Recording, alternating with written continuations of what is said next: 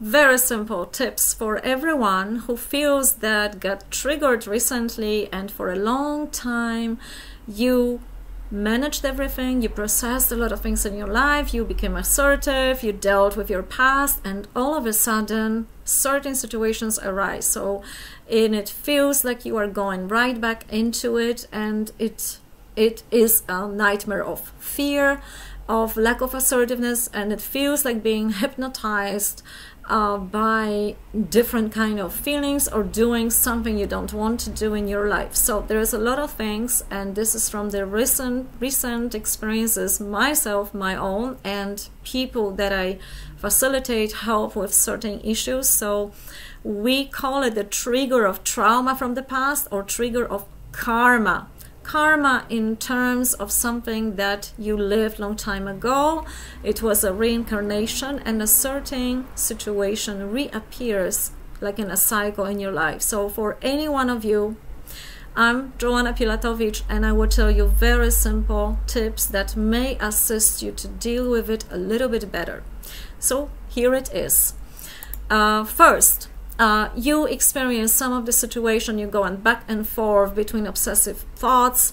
How could you do that? That was a manipulation, someone influenced you, you didn't want that, how you could be so stupid, and so on. You feel fear or aggression or wanting to revenge. You have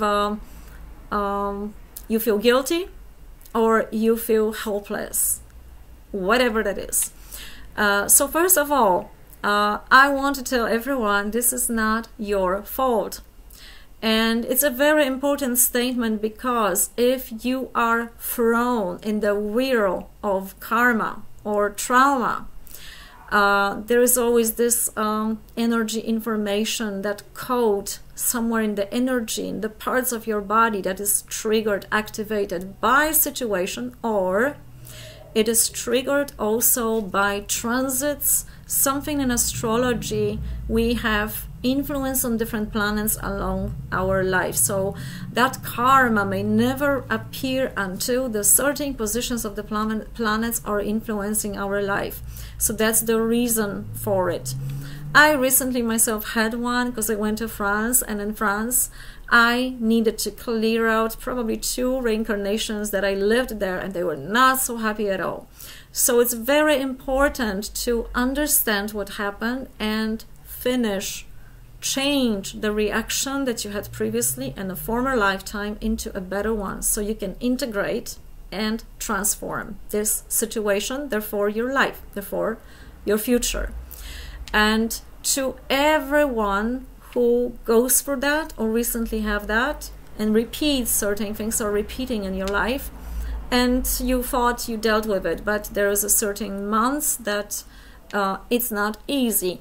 So here is the questions. There are certain types of questions, and I always say that questions are more important than the answers, because after you ask yourself or a therapist a question, your body will respond, and that's the genuine answer.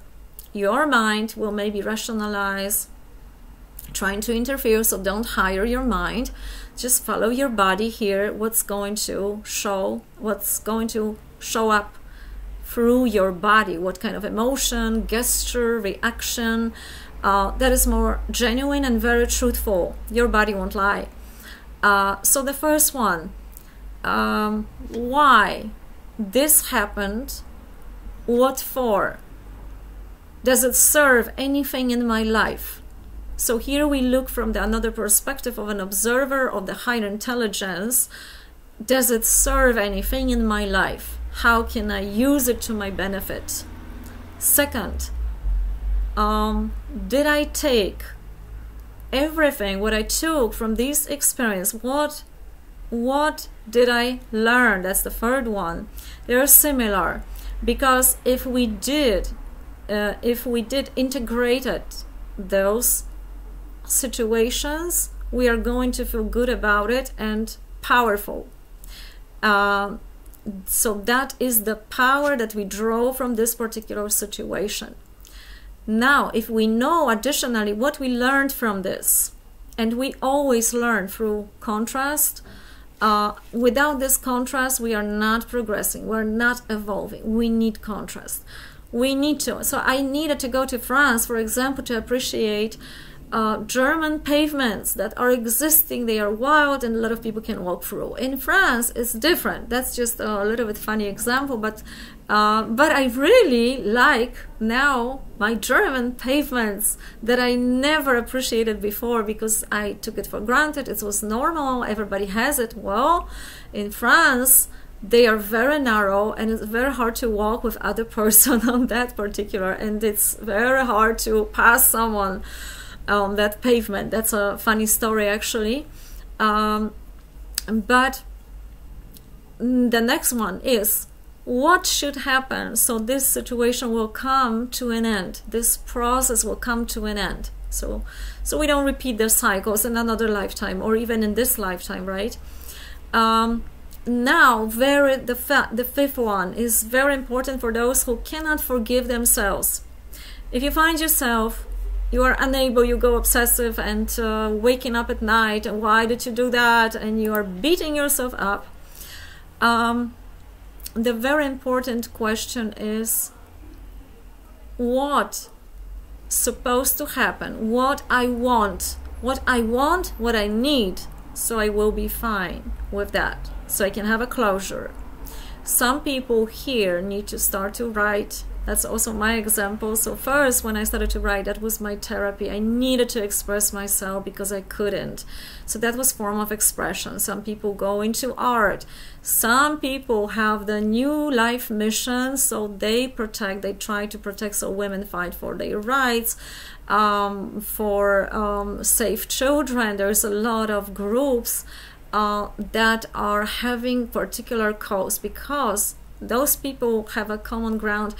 Something bad happened in their past and they found this mission, so now they are advocates for peace, for something else, and this can be, it doesn't have to be, but this can be part of your mission in your life. So what should happen? So you will be fine. What you take from this situation for yourself. Very important is, some of you feel strong need for revenge, curse someone, do bad, destroy someone, and here is very important to pick that up and not pretend that you are not pretend that you are a good person, you never have the jealousy and revenge feeling and so on. It's very important to recognize you feel anger, need for revenge, because when you do that, you can do something about it. If you suppress it, it's harder to get to that content, and you're not authentic usually with what is happening.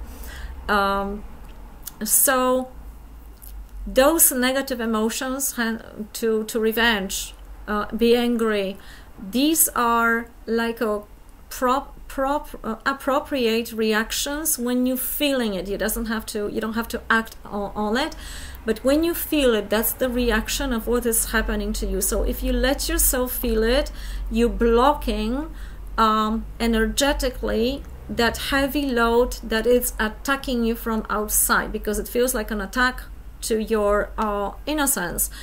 So if you block it by feeling that negative emotion, it doesn't enter your body. But if you try to convince yourself, suppress it, you don't have that primal force of energy to block it, to stop it. You have to do that. And then if you do, you can then make a decision. Do you want to answer with that revenge and bring more destruction to your life that someone already tried to destroy, and throw some, destructive sentences or do something negative? Or you want to build up new building, plant a forest or something like that. So you have the choice. If you go into destruction mode, you are going to lose a great amount of energy. If you choose otherwise, your energy starts to come back to you, and you can plan your new life now wiser, having more energy, more of your life force for yourself. So this is your choice, of course, but for me personally, I choose the other path here as much as I can. Everyone has those emotions in their life. The anger, we all experience the same emotion. We are never one-sided. So it's very important to pick it up when it's happening and not suppress it, but use that energy to transform it into something constructive.